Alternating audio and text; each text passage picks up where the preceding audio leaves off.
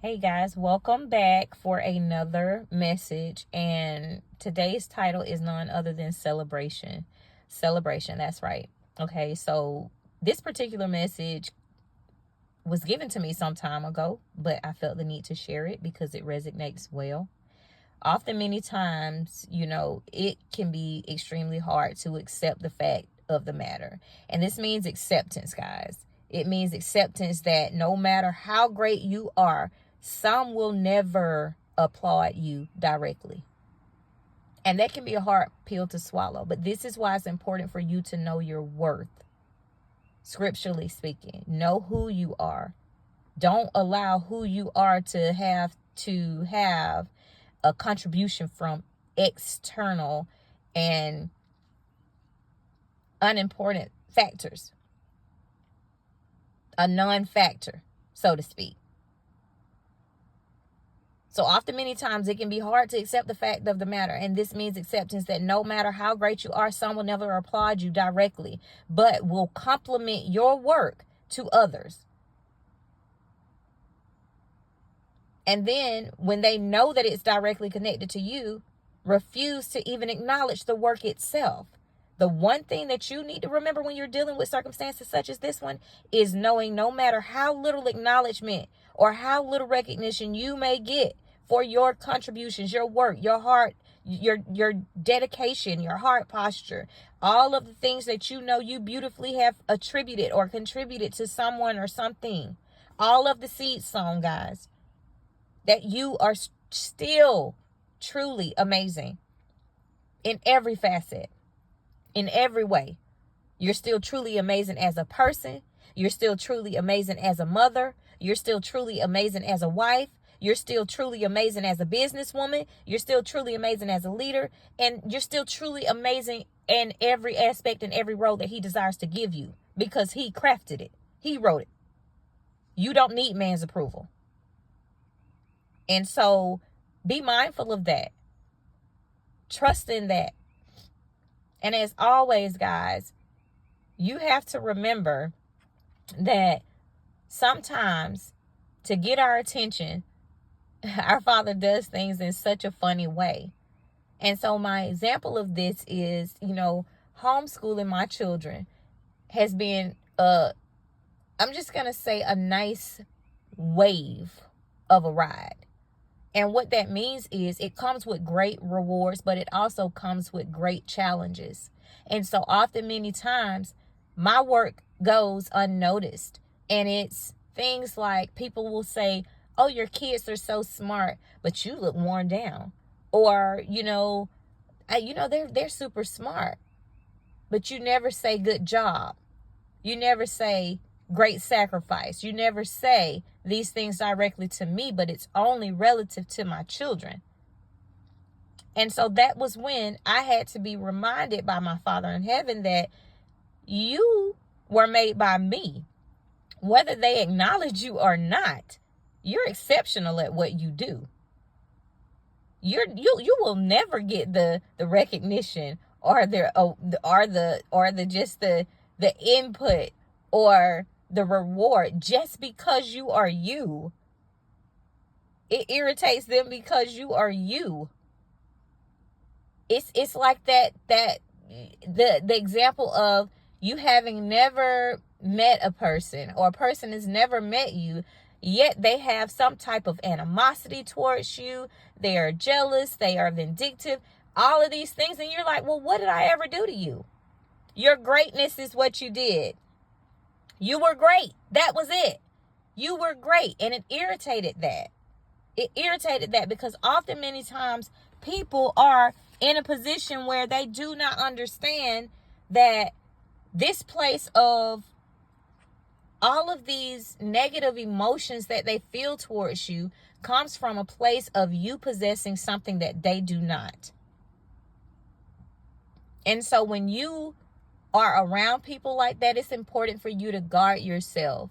It's important for you to remind yourself. It's important for you to make sure that you're not doing things from a place of allowing this type of emotion or this type of spiritual operation of others to leech itself onto you. And so, it reminds me of another time and an example of in my career. I was featured in a magazine, and I shared it via social media. And this is part of the reason that I don't care to be out in the public eye, because it makes me question a lot of different things, and I'll cut people off. I'm just going to be honest. I don't have to have people, and I'll cut people off. And so it just made me question a lot of different things. And, when I posted it with the hope of someone else seeing it and, just either inquiring about it or just looking at it as a celebratory moment. I wanted people to understand the message or the goal of what it was that I was doing and I was being featured for. And so when I posted it, it was crickets. And then I did an experiment. I took the time to go and post a picture of me dressed up, and all of a sudden, over 300 likes. And I was like, wow, this is really what people are about. And I don't care to be associated with people like that. If you are only surface, if you only go by exterior things and just you're superficial, I don't want to be involved with that. My spirit doesn't coexist with that. And so I cleaned up. I went from maybe a couple of thousand friends to 200, because I don't operate like that. And then I took notice to when I recommended someone else and they were featured in the similar light, it was through the roof. But I know that this person in particular is very superficial, so to speak. And I'm like, wow, this is crazy. But then again, it's not crazy. And so just remember that sometimes, a lot of times, when you're great at what you do, it's going to come with the crickets, I like to say. It's going to be so quiet. It's going to come with, you can hear a pin drop, a needle drop in the room, because that silence of the lack of them wanting to applaud at your greatness is something that needs to be addressed with their heart posture. It has nothing to do with your heart posture. Your goal, your job, your mission is to continue being great. Continue putting out the seeds. Continue to sow the seeds. Continue to not be distracted. Don't allow these type of circumstances to allow your heart posture to change.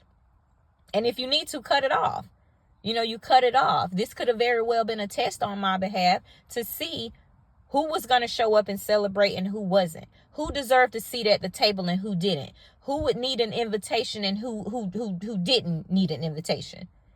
Because there are times and experiences in life where he will refine you. He will refine you to show you people's true colors. And it's so evident and imperative that you pay attention to these signs. You pay attention to the exact things or the ways that they respond when you're in a season of grief, when you're in a season of mourning, when you're in a season of celebration, when you're in a season of transition. If the people only show up when it's negative things involved, cut it off. Cut it off. But if in every negative situation, all that person does is contribute to you positively, keep it.